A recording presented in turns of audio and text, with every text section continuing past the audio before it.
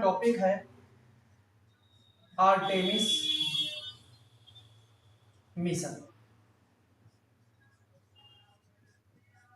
इसी के बारे में आज हम पढ़ेंगे कि आर्टेमिस मिशन क्या है। आर्टेमिस मिशन वास्तव में एक चंद्रमा पर जो खोज है उसको आगे ले जाने का काम करेगा। ठीक है, और यह योजना जो है नासा ने मिलकर बनाई है। इसी को आर्टेमिस सेकेंड मिशन कहा जाता है। इसका आर्टेमिस मिशन का दूसरा चरण। यह मिशन अंतरिक्ष यात्रियों को चंद्रमा पर कैसे ले जाएगा और वापस लाएगा। आर्टेमिस सेकेंड मिशन जो है वो लगभग 50 वर्षों के बाद 50 वर्षों के बाद इतने लंबे अंतराल के बाद अंतरिक्ष यात्रियों को चंद्रमा के चारों ओर भेजेगा। तो आज यही जानने का प्रयास करेंगे कि आर्टेमिस सेकेंड मिशन कैसे काम करता है, इसका मार्ग, समय सीमा और चंद्रमा से संबंधित भविष्य की योजनाएं क्या है।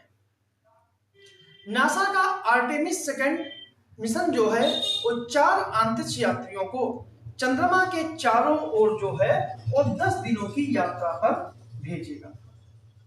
प्रारंभ में 10 दिनों की यात्रा पर भेजेगा, जो 1972 के बाद 1972 के बाद चंद्रमा के निकटवर्ती क्षेत्र में पहला मानव मिशन होगा।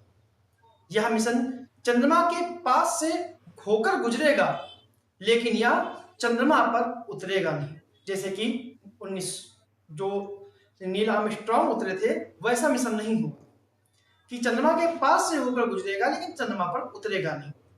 2028 में एक नियोजित भावी मिशन का उद्देश्य अंतरिक्ष यात्रियों को चंद्रमा की सतह पर उतारना है। नासा का जो उद्देश्य है कि वो चंद्रमा पर एक स्थायी बेस बनाए। नासा ने चंद्रमा पर स्थायी मानव उपस्थिति को स्थापित करने के लिए एक दीर्घकालिक योजना का अनावरण किया है, जिसका उद्देश्य है अगले दशक में अंतरिक्ष यात्रियों के बार बार और लंबे समय तक चंद्रमा पर प्रवास को सुनिश्चित करना है। यह अल्पकालिक यात्राओं से हटकर सतत अन्वेषण यानी खोज की ओर एक महत्वपूर्ण बदलाव है। यह योजना आर्टेमिस सेकेंड मिशन की तैयारियों के साथ साथ आई है, जो अंतरिक्ष यात्रियों को चंद्रमा के चारों ओर भेजेगा और 50 से अधिक वर्षों के बाद चंद्र अंतरिक्ष में मानवता की वापसी का प्रतीक होगा। अगर बात करें इससे पहले चंद्रयान कौन था, वो था मिशन नासा का, उसका नाम है अपोलो मिशन। अपोलो मिशन में जो था, जिसकी जो चरण था कि 1969 से लेकर 1972 तक ये अपोलो मिशन था। इसका जो मुख्य रूप से ध्यान था अपोलो मिशन का, उसका ध्यान सिर्फ इस बात पर फोकस था कि चंद्रमा पर लैंड करना है।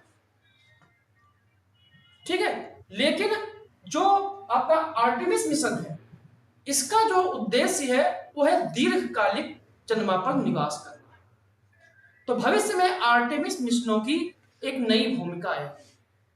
आर्टेमिस मिशन जो है इसकी शुरुआत जो है पहले चरण की शुरुआत 2022 में हुई थी। इसमें चंद्रमा के चारों ओर एक मानव रहित मिशन का परीक्षण किया गया था, जिसे आर्टेमिस प्रथम कहा गया था।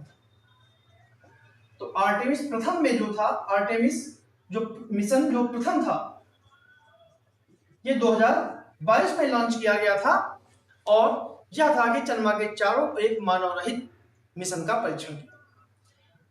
आर्टेमिस सेकेंड जो है इसी तरह के मार्ग पर अंतरिक्ष यात्रियों को ले जाएगा, जिसके बाद एक और परीक्षण मिशन होगा। फिर इसके बाद 2028 में चंद्रमा पर मनुष्य के लैंडिंग की योजना है। नासा का लक्ष्य अंतरराष्ट्रीय साझेदार निजी कंपनियों की भागीदारी के साथ हर 6 महीने में नियमित चंद्र मिशन आयोजित करना है। अपोलो मिशन की तरह ही आर्टेमिस जो सेकंड मिशन है, ये 3 से 4 दिनों में ये है चंद्रमा के पास पहुंच जाएगा। 50 साल से भी पहले अमेरिका के अपोलो मिशन ने इतिहास रच लिया था, जब पहली बार इंसानों ने चंद्रमा की सतह पर कदम रखा था। इसके विपरीत चंद्रयान थर्ड जैसे हाल के मानव रहित मिशनों में हफ्तों या महीनों समय लगा, लेकिन उन्होंने धीमे लेकिन अधिक ईंधन कुशल मार्गों का उपयोग किया। तेज गति से यात्रा करने के लिए अधिक शक्तिशाली रॉकेट की आवश्यकता होती है। आर्टेमिस सेकंड के नासा लॉन्च सिस्टम यानी कि आर्टेमिस सेकंड जो है वो नासा के स्पेस लॉन्च सिस्टम यानी SLS का उपयोग करता है, जो वर्तमान में उनका सबसे शक्तिशाली रॉकेट है। जबकि अपोलो मिशन जो था वो सैटर्न फिफ्थ का उपयोग किया था, जो अब तक का सबसे शक्तिशाली रॉकेट बना था। SLS रॉकेट और ओरियन अंतरिक्ष यान दोनों ही अपेक्षाकृत नए हैं। इनका पहला परीक्षण 2022 में मानव रहित आर्टेमिस मिशन में किया गया था, जो लगभग 25 दिनों तक चला था। आर्टेमिस सेकंड पहली बार जब ये प्रणालियां अंतरिक्ष यात्रियों को चंद्र मिशन पर ले जाएंगी तो एक नया इतिहास रच देंगी।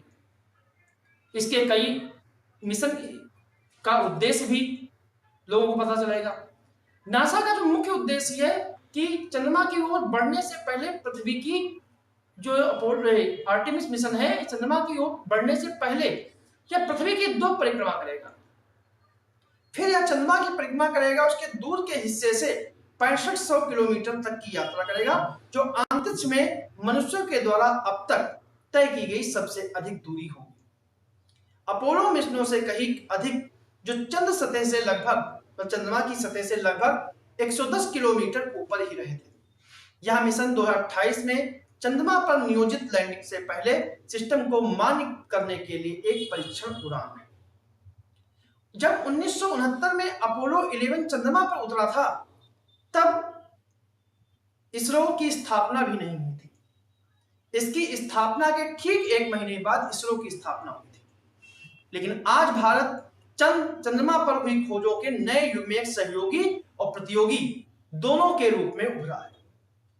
जो पहले के अमेरिका सोवियत संघ के प्रभुत्व से चीन, जापान और अन्य देशों को शामिल करने वाली बहुउद्देशीय अंतरिक्ष दौड़ में बदलाव को दर्शाता है।